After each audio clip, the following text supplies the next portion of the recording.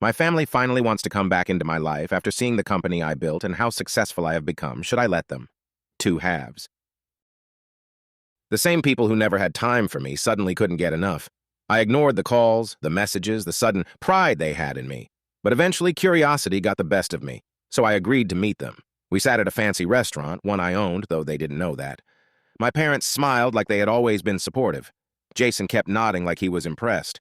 Sophie was glued to her phone, probably looking up articles about me. My father cleared his throat. Son, we had no idea you were capable of something like this. I sipped my drink.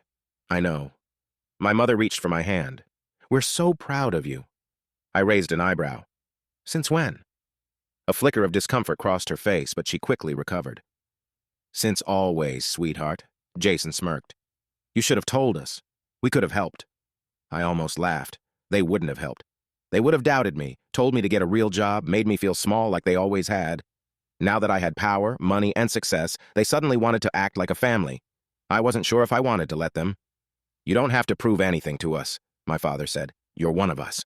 Was I?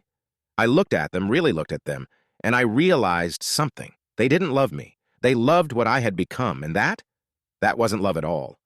I leaned back, tapping my fingers on the table. I need to think about some things. My mother smiled, relieved. Of course, honey. Jason clapped a hand on my shoulder. Take your time, bro. I nodded, but I already knew the answer. I had spent my whole life waiting for them to see me. And now that they finally did, I wasn't sure I wanted to be seen. Like and follow for more content.